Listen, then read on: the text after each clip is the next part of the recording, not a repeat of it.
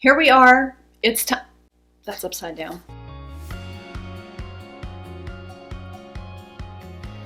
It's time to review the Tati Beauty Textured Neutrals Volume 1 palette.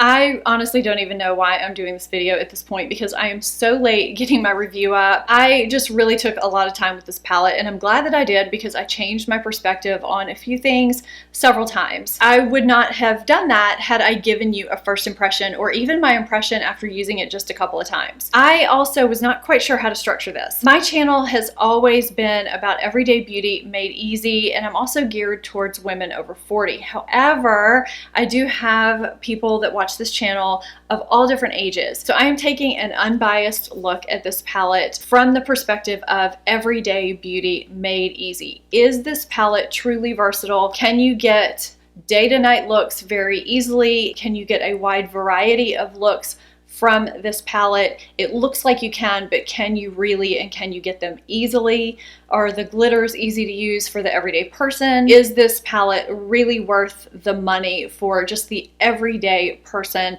that likes makeup and wants to have a neutral palette? At the end of the video, I'm going to give you several looks, some dressier looks, some casual looks, so stay tuned for that as well. I've done a lot of analyzing about some things. I've got some major thoughts on this palette. I'm also being as unbiased as I can. I'm looking at this like any other palette. I think it's really important to remember that this is makeup. This is supposed to be fun. I've seen some creators get reamed out in their comments section by Tati supporters, and it's made other creators that I know personally and that I've just seen in various comment sections be scared to review this palette. One palette is not going to work for everybody. So I think that's also important that we remember that. As much as someone can love this palette, someone else can have small issues with it, and that's okay. Everybody has opinions, and I think it's great that we're all wanting to support Tati, but I also think it's important to remember that in her launch video, she asked for constructive feedback. And as an entrepreneur, as a creative, the only way you can continuously improve is if you get true constructive feedback. And by coming at other people because of their opinion and their true experiences,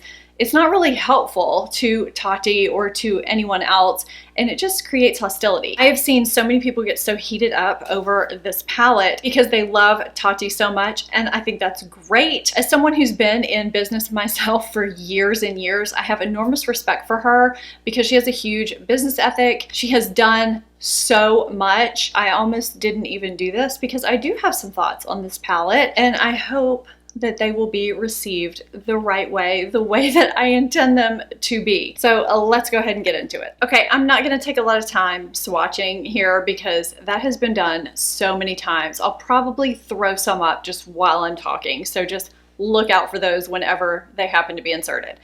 The reason why I purchased this, because I really wasn't going to originally when I heard there was going to be a launch, because I have so many palettes, I just don't need another one. But when I saw the layout, I was immediately intrigued. I'm very type A when it comes to organization. And when I saw the way this was organized with the shades written along the bottom and then the textures along the side, I knew I was going to order this palette. I thought, what an ingenious idea. We've never ever seen this before. You have 6 shades and 4 textures of each shade. Bam, that's all you need in a textured neutral palette. I had a very smooth ordering process. I paid for expedited shipping. It came very, very quickly. Now, I do want to talk about something that I've not heard a ton of people talk about with this packaging. Now, I have heard a lot of people address it is cardboard packaging. It's very, very sturdy cardboard packaging. One of the sturdiest palettes I've ever felt with one of the nicest, biggest mirrors. You can see there are fingerprints here. You can tell I've been playing with this a lot.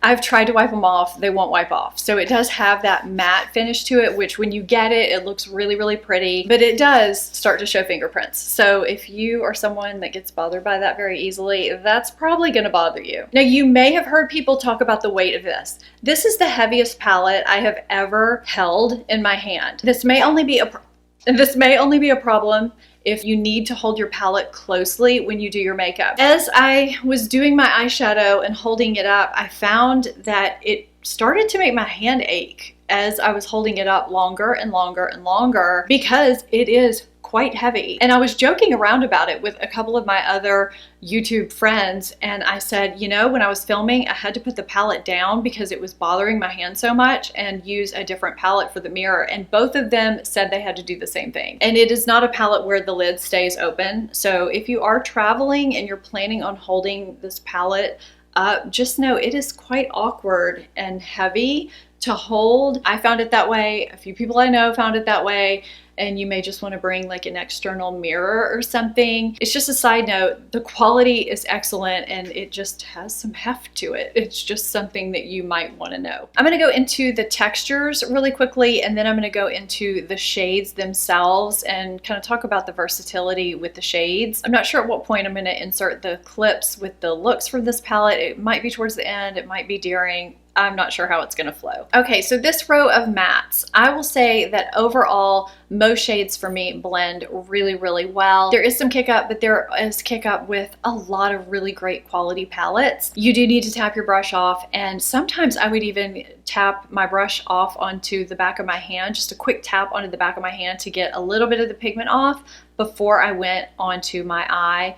And I really only needed just a light pressure to get great pigment to blend them out. Now, the brown ritual shade and the black memory shade, these work better for me with a fluffy brush and blending them out than they did with, say, a pencil brush, going in the corner or the crease and trying to blend them out. And they just want to stay in one spot when I did that. Because sometimes I'll take a deep shade like these with a pencil brush to really try to get a deep crease shade and just blend it out with a blending brush, and they just did not work that way for me. So I liked to line with them, blend them out just a little bit around the edges sometimes, or I would just take a fluffy brush and just start blending them out. When I use them that way, they blend out, but they take a little bit more time than shadows from other palettes to blend out, but they really stick down. There is a little bit of fallout also with them that does need to be cleaned up. I'm gonna skip down to the metallics. These are more like shimmers to me. I feel like the metallic word, if you are over 35, has kind of a bad connotation. It just makes you think you're going to emphasize all kinds of texture. These are really pretty and really smooth. I really enjoyed using them. I think if there's one outlier here, it is the shade that I have on the inner 2/3 of my lid right now. That is the Story metallic shade. It's not quite as smooth as the other ones, but it ends up looking really pretty on the lid. So I don't have any complaints about what it looks like after it's applied. It just doesn't swatch quite as smoothly as the other ones for some reason. I'm gonna go ahead and insert the looks throughout this video, not only because it will give you a better visual of the performance and my experience with the palette, but it will also show you how to create some looks with the palette. For all of these looks, I did apply an eyeshadow primer or concealer and set it with powder. I needed that powder to create a smooth canvas for these shadows to apply easily with. Otherwise, they really stuck to that primer or concealer and just wouldn't blend out as easily. Now, because these shadows are so insanely saturated and pigmented, and because there's some kick up, you need to tap off your brush after you pick up that pigment and before you actually lay the brush down onto your eye. And you also want to use a super light hand when you do lay down that pigment onto your eye. For this warm neutral look, I'm first taking Soothe Matte in the transition area with a super light hand. And now I'm going into Story Matte just above the crease. I'm not really worried about where it's hitting on the lid because I'm going to cover that later. And I'm blending out those edges with a clean brush. I'm taking Story Sequin on a small flat brush. These sequin shades can be a little bit tricky, so you want to press them where you want them and use a very small blending brush to blend out just the edges. I learned this as I went along and started playing with these. The glimmer particles can get blended away very easily if you're not careful. They're kind of tricky. Now I'm taking Soothe Metallic on the inner 2/3 of my lid and pressing it on with a finger. And I'm using a smaller, more dense brush to just put on a little bit more of that Soothe Matte in the transition area and using Aura Matte as a highlight for my brow bone. Now I'm taking Ritual Matte into that far outer V, and I'm not getting a ton of pigment from it, but I just want to see how deep I can go. You can kind of see it's just staying there and not really blending out that easily. So I just decided to take it in a different direction and line with it. I can get really nice pigment from it if I use a liner type brush. So that is what I decided to do here, and then just smudge the edges with that pencil brush and kind of drag it into the crease. And I'm cleaning up that fallout with a wipe. And after going in with my face makeup, I am putting Soothe Matte along the lower lash line and going in with a slightly thinner brush with Story Matte along my lower lash line. And I'm taking Ritual Matte along the lower lash line, kind of along the outer 2/3, to connect the lower lashes with the upper lashes and kind of smoking that whole area out a little bit. And this is the final result for this warm neutral look. Now the sequin shades I think are truly unique. I don't think we've ever seen anything quite like these before. When you lay them down with a finger and press them onto the lid, you really do get just such a nice, pretty sparkle. It's not a chunky sequins like you're thinking of. Really, really pretty, even on textured lids. This is where I would say pull out your super small blending brushes, because if you go to blend these out and you hit the part where you really want to see the sequins, it's going to blend that sparkle away. This is going to be just a regular neutral look, and I'm taking Aura Matte and placing that all over my lid. It's going to kind of mute the Soothe shade I'm using as a transition, but you can still see there's quite a bit of pigment. Here I'm taking Ritual Metallic and just placing that all over my lid with my finger. And I'm taking Aura Matte and placing it on my brow bone as a highlight. You could stop here and have that be your look, but I wanted to lighten up the inner corner with Aura Metallic and play with those sequin shades a little bit more. I'm taking Ritual Sequin with a flat brush and blending out the edges. And I felt like I blended it away a little bit too much, so I'm placing it a little bit more and just playing around with it. And I just felt like I kept blending away. So I was still trying to understand these sequin shades. So I skipped the brush totally on this eye and just went in with a finger and tried to stick to the edges so I wouldn't blend away the glimmer particles. I think I did okay. They're just tricky. To line, I'm taking Memory Matte on an angled brush, and I'm taking it along my lash line and just kind of building that up like I usually do. I'm using similar techniques for a lot of these because I'm really just playing with the shades, and I'm blending out those edges to see how it blends as a liner, just using a really small pencil brush. And I'm blending Ritual Matte to just give a graduated look, and taking a clean blending brush to blend that into the eyeshadow at the outer third. I'm taking Soothe Matte along my lower lash line and taking Ritual Matte just kind of carefully to blend in the liner. And this is just the straight neutral look, which you could wear for any occasion, or you could have kept it a little more subtle if you wanted and stopped it earlier when we just had that wash on the lid. Now what I found here is that because I wanted these sometimes to be washes on my lid, I wanted lighter shades. I didn't want them to be so deep. I kind of wanted just more mid-tone shades for this row, I guess. I don't know. That was just a personal preference. Okay, now let's talk about the glitter row, which I think is probably the most wondered about, controversial row of this palette. Now, I do not wear glitter on a daily basis, but I do pull it out on special occasions. Now, I know some of you are familiar with pressed glitters, some of you are not.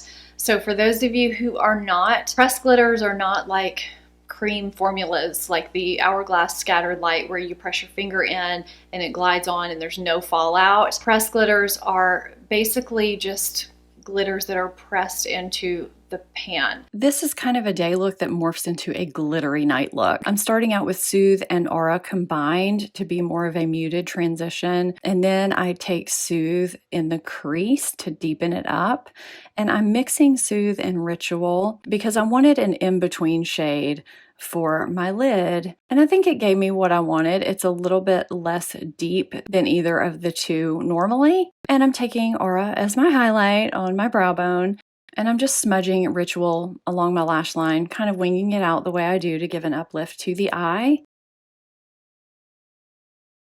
I'm taking Soothe Matte along my lower lash line to make my eyes look a little bit bigger. And here I'm using Ritual Sequin the traditional way in my outer third. I didn't really care about the glimmer particles showing, which is why I'm not pressing it there. I didn't want anything that was going to be hard to work with the way the Ritual matte shade can be, and I didn't want to shimmer here. And you do get the effect of a matte shade if you use them in this way, so that's what I did. I am lightening the inner corner with Aura Metallic. If I applied mascara, I could totally wear this for a great day look, but I decided to tap some of the Aura glitter onto my lid. Now I have foundation on, so I'm trying my hardest to use a tissue to block it from getting all over my face. I did not succeed. I ended up with glitter all over my face. I was on Insta stories that day and you guys were pointing out all the glitter that was all over my face. I'm now taking Memory Matte with a fine pencil brush and placing it in that outer corner. I wanted some pigment and I wanted to see if it would smudge out a little bit without losing that pigment. It wouldn't really smudge out the way I wanted it to. It kind of wanted to just stay in one place. I got it to smudge a little bit, not quite to the extent that I wanted it to. I'm taking Aura Metallic in the corner and I'm taking the lightest amount of Poet Matte in my transition area. I was really drawn to this shade for this particular look. I'm also taking it along my lower lash line. And this is what we have for this glam glimmery look. It actually came out really pretty. I had this on in another video. You guys fell in love with it, and this is how it was done. But I do recommend with this palette that if you're applying these glitters, even just tapping them on, you either try some way to place a tissue or something to catch that glitter underneath if you already have your makeup on, or you wait to apply your concealer and foundation until after you do your eyes, because glitter does fall out. And I've seen videos where people have applied these and have had no glitter fall out, or else they're just not showing it. But I have used this numerous times now and I have yet to not have glitter go on my face. Actually, even when I press the sequin shades on, I have little speckles go on my face too, but that's a little more manageable than the glitters. Aside from the black shade Memory, the palette overall to me seemed pretty warm. That was my initial first impression. And I know for me, I'm just not one that wears a lot of berry or red tones. I also tend to reserve black for special occasions, for more dramatic looks. I did line with it today, but overall, I'm just not one that uses black a ton. So I knew that I was going to spend the bulk of my time here in this palette. And you know, you see a lot of people use this Soothe shade as a transition because that was really the transition shade of the palette. I did use Story as a transition in a look, and I actually did use Poet as a transition as well. When I wanted to tone down Soothe a little bit, I did mix it with Aura, and I find that that works really well. You have 6 shades, but I found that I wanted something in between the 6 shades to go on my lid. There was something that I wanted a little bit more of as I was playing to make this more complete, to be a little bit more versatile for me. The shades are super pigmented, which is great, but it also means that you're not getting sheerness from Aura. There's just a big contrast between Aura and Soothe, and I would have liked to have had something in between here, but that's not what this palette is about. It's not about me. It's about the story that Tati wanted to tell. And so when I wanted something in between, I would mix shades together, which does take a little bit more time, but that's what I would do. I'd call the look I have on in today's video kind of a wearable monochromatic look. You could also do it with Poet or Ritual or Soothe. I'm first combining Soothe and Aura Matte for my transition as I did the other day. And I'm applying Story Metallic all over my lid and blending that out with a clean brush. And I'm now going in with Story Matte just to give a little bit of depth in the crease and to my lower lash line. I'm pressing a Story Sequin into my outer third, trying to get some of that glimmer to show up. It looks really pretty. I really do like this sequin shade. And I'm blending out the edges in really, really small motions. And I'm patting just a little bit more on, and I'm highlighting my brow bone and inner corner with Aura Matte. And I'm just taking a light hand with Soothe Matte in my transition just to warm that area up, but without adding more orange. I just felt like this look needed a little bit of black. and I'm smudging that out. You'll notice I smudge my eyeliner out a lot. It's because if you have uneven eyes or hooded eyes or some wrinkles, it tends to not emphasize those as much as a harsh line does. And that is the monochromatic look that I have going on in this video. You could make it more dramatic if you wanted, but I just thought this was a little more wearable for me personally for every day. I feel like you can get a lot of looks with this palette. You can be very creative with it. Is this a palette that I'm gonna pull out on, say, a Tuesday for work? Probably not, because I feel like for the more everyday looks, the neutral run out the door looks, it does take me a little bit longer to achieve those, or they tend to be kind of similar looking to each other, at least for me. I feel like I have other palettes that I'm going to reach for where I can get more versatile looks that have shimmers that have a little bit more of a creamy texture to them. I don't need the glitters for the daytime, that's for sure. And I'm not going to have to pull out such a cumbersome heavy palette on a day-to-day basis when I want to get ready very quickly. So I hope that that helps answer your question that you've been asking me about the day-to-day aspect. Now, I personally have a very hard time getting a day-to-night look that is true glitz sparkle using the glitter because of the fallout. I am going to reach for my Hourglass Scattered Light or my Stila Glitter and Glow or Shimmer and Glow liquid type things that are going to apply quickly and not give me fallout. That's easier for me. I do love the options that they have, but these to me give me more fallout, and I do have to take more time to tap them where they need to go and be really careful about the fallout. Also, I still found glitter when I washed my face after using this.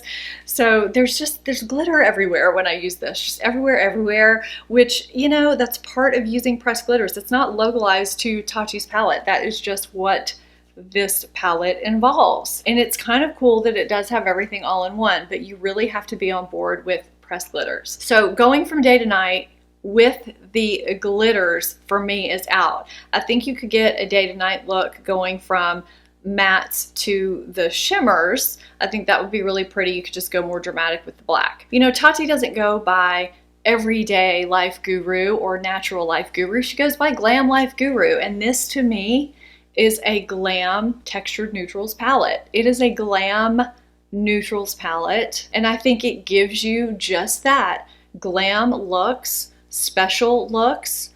I think it could be a little bit more versatile in terms of having, you know, something kind of in between these two neutral shades, but then it would have to be a bigger palette. I think it's going to take someone forever to go through all these shades, and I think getting 24 shades for $48 in a super heavy, super sturdy palette is a pretty good deal. Is it the palette for everyone? No, I don't think it is. I think there's going to be a lot of people that are not going to reach for this day in and day out because of the reasons that I stated. I think there's some people that just don't want or don't need glitter in their lives. So just an everyday neutral palette with more varied shades is probably going to be more their cup of tea. Maybe they'll have this to pull out just for the glitters, but maybe they would prefer glitters that don't fall out. So I wanted to just give you every aspect of it so that you could actually make an informed decision on what you wanted to spend your money on. And I hope that this was true constructive feedback and helped you in some way make a better buying decision no matter where you lean. If you are not subscribed to my channel, I would love it if you would hit that subscribe button. Thank you so much for watching. I'll see you next time. Bye-bye.